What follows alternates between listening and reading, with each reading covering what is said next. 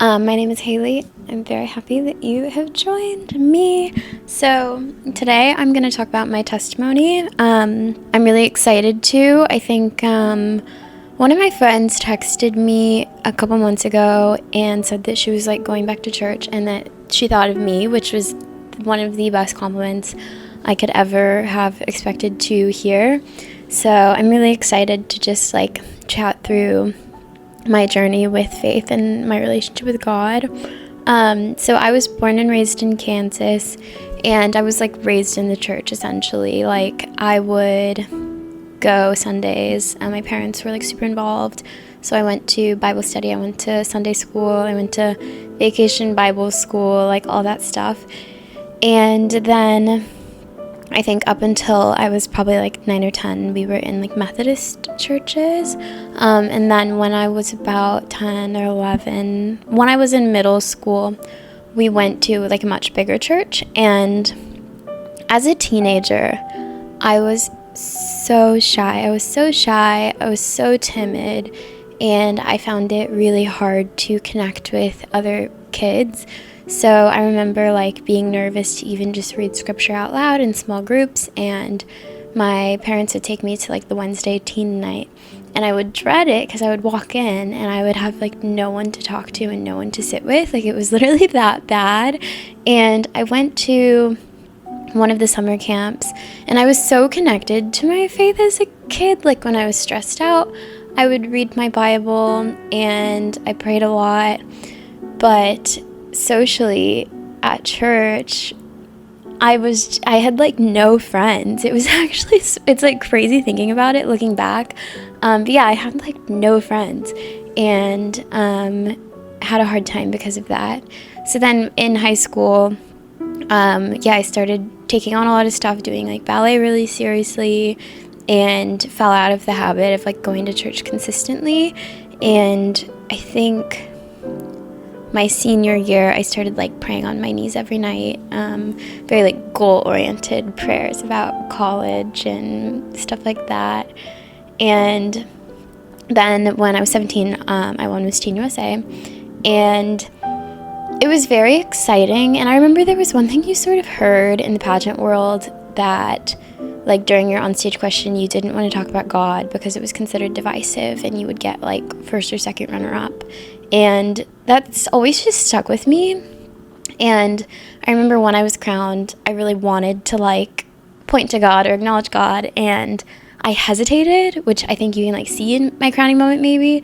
And that's like one of my biggest regrets to this day, is that I hesitated to give like the glory to God, because I think the next few years of my life were like a testament to really struggling with external validation and like validation in the eyes of the world.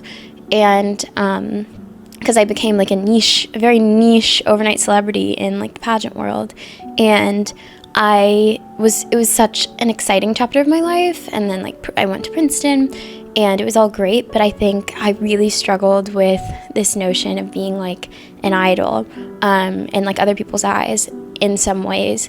And it's funny because my freshman year, I had this course at Princeton called The Meaning of Celebrity that was about like the philosophy of celebrity as a concept, and it really helped me understand like the absurdity of celebrity culture in many ways, and like worshiping other people and kind of making idols and gods out of them and putting them on this like pedestal.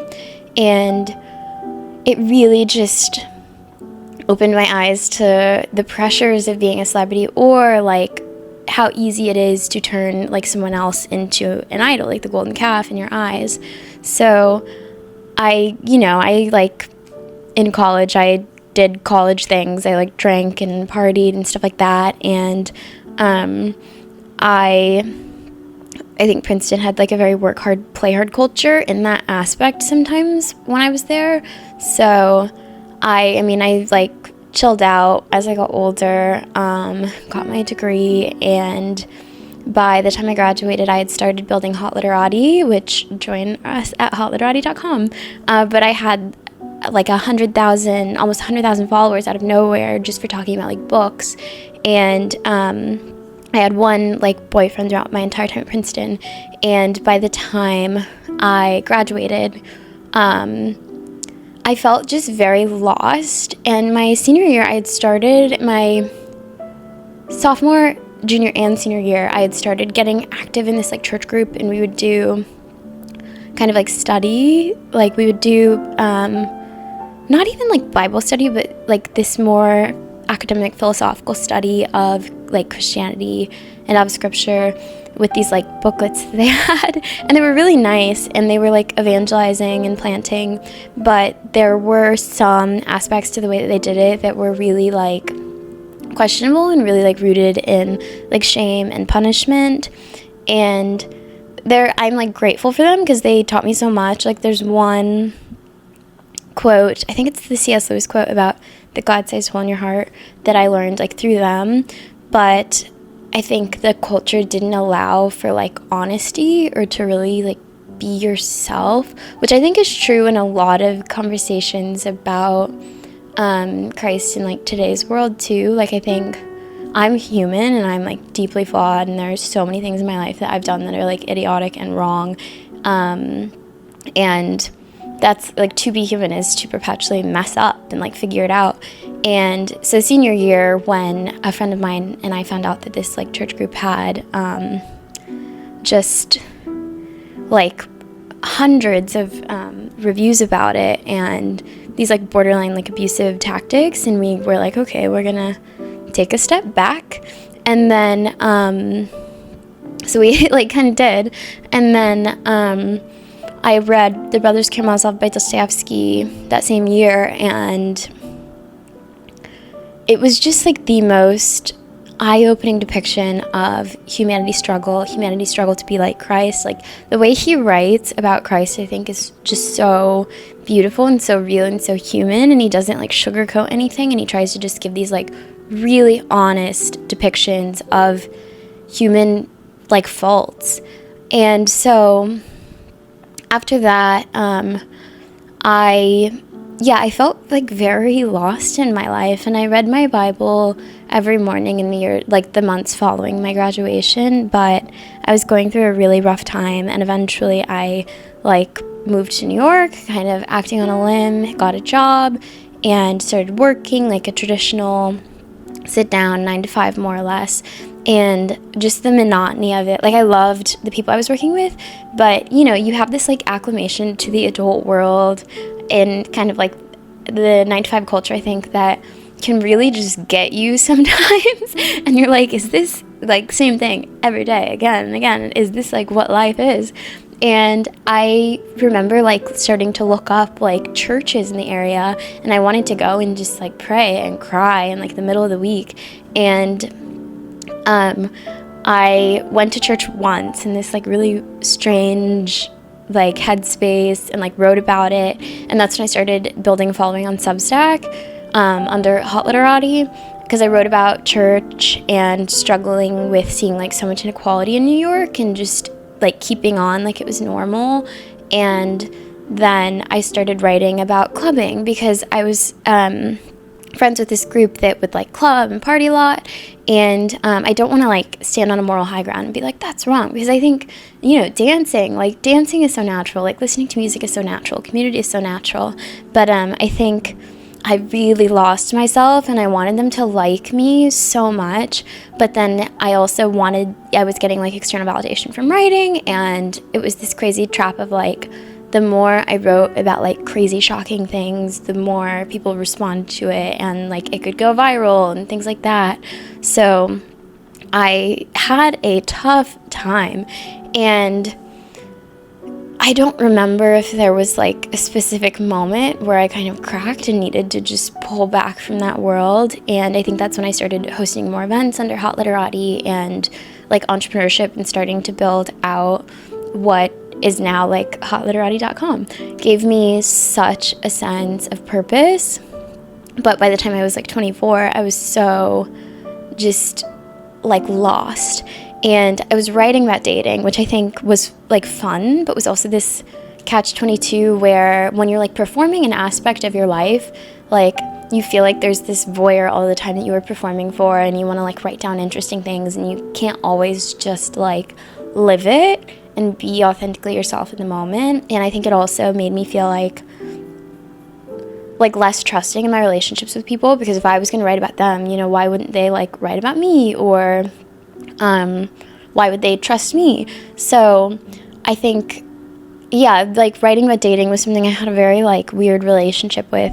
And then when I was 24, I just got like head over heels smitten with this guy. And I think since I was so like spiritually lost, it was really easy for me to idolize like people I had dated and or was dating, and to make them like my golden calf. And especially if they weren't there, or they were like emotionally unavailable, I think it was so easy to make like a god out of them in my eyes. Or with, as an entrepreneur, like people who would be mentors, like I think it was so easy to think like, oh, they have it all figured out, and if I can just get their approval, like everything's gonna be fine. And then in January of 2025, one of my friends passed away really abruptly, and she was so young, and that was just like, that was like the moment that cracked me. And I was just like in this weird grief-fueled mania, and was looking for meaning in anything. And I resigned from my job and started pursuing entrepreneurship full-time, and was like trying to post more on the internet. And I was doing this like dating series that was starting to go viral, but then I didn't like the feeling of having a series about my dating life going viral, because it felt like none of it could be like truly authentic in the content or in like my own lived experience of it. So I think like long-term privacy in certain aspects of my life is something that has become more important to me in general. And I like went home for a bit and was just like with my family. I wasn't eating, I was running a lot, and I was so spiritually lost. And then in this like really illogical, irresponsible move, I just like went to London for a couple months, and like I just had the most like strange, frenetic experience there. And I met some like lovely people, and I did a lot of karaoke, but on the plane back, I was listening to this podcast about, it was like New Age to New Life or something, and it was about these women who had been like tarot card readers and were doing a lot of like New Age spirituality, and eventually just like came back to Christianity. And I think one thing that they said that really stuck with me, because I only listened to like one episode, but one thing that they said that really stuck with me was that when they were trying, because I had gotten, you know, throughout the years before into like Carl Jung and Albert Camus, and I think especially with like Carl Jung's philosophy, I was always looking for signs. And these women said like in like prior beliefs, they were always looking for signs and confirmation. They were like afraid of missing out and like not making the right call. Whereas within like Christian faith, I think, you know, you have like a very deep relationship with God, and you are like constantly in conversation with God and like praying. And you also like can't really mess up as long as you accept Christ into your heart and try your best to be a good person and try to just like love people and be like there for people when you can, and be honest and care about, you know, people who are marginalized, and do the best that you can. So that really resonated with me, because I felt like I was always looking for signs and always afraid of messing up. So yeah, I just had this like really like strange dream and this like tearful like week, and I turned 25, and I started, and when I came back, I started like going to church, and then I had a flight home back to Kansas, and it always happens to me on a flight back to Kansas where the person next to me, we start talking and they like share their testimony. And I met this like really wonderful older man who was telling me his life story, and he said some stuff that really stuck with me. But like the main thing is that when he gave his life to God, it started getting good, and that has always stuck with me. So I think that was like the moment where I was like, oh, this is what everything is about. And I realized how many things I was making into idols, whether it was like people I was dating, or money, or metrics, like social media metrics and things like that.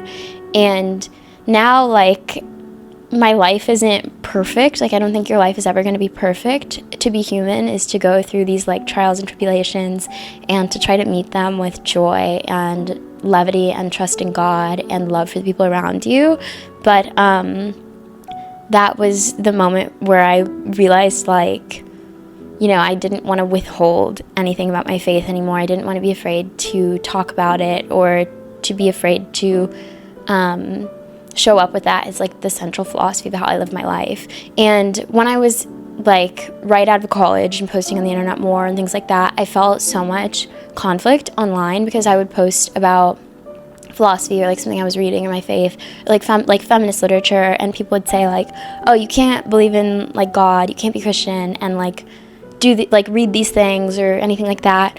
And I think literacy is so important to me, which is why I love Hot Literati. Like, literacy is so important to me because I love sitting and reading my Bible. And one thing I studied when I was in college was there was this book we read called Slave Religion that I think about a lot by this scholar, Albert Raboteau. And he interviewed a lot of formerly enslaved Black Americans about their experience with like church and religion specifically. And they talked about how even though some of them couldn't read, even though the ability to read was maybe like withheld from them, and they would go to these worship services, and the people who were enslaving them would like watch their services too to make sure they didn't get like too many ideas about being like human or being special. Like, some of the interviews have this deep sense of conviction in their heart that, you know, God loved them so much, and they identified with Jesus and the things that Jesus had to go through, and they just felt like seen and cared for in spite of the things happening in their life. And for me, I think that was like this other moment that clicked about, you know, what it means to accept like deep love of a creator who has a covenant with you and wants you to succeed and wants you to become like the best version of yourself that you can be. So I think literacy is important, and it's important to like be able to read like philosophy and psychology and all these other things, and to read your Bible. And for me, I like to read my Bible first thing in the morning because I want it to be the thing that's like the most central in my mind and my heart. I want it to be the defining philosophy of my life and the way that I lead it. And I'm not perfect by any means, but I think I've just learned so much, and I've arrived at a place in my life where my faith is truly the most important thing in my life. So I just wanted to share it and chat about it a little bit. And I hope this connected with you in some way, shape, or form. If so, like, please leave a comment, let me know. And yeah, thank you for watching. Bye.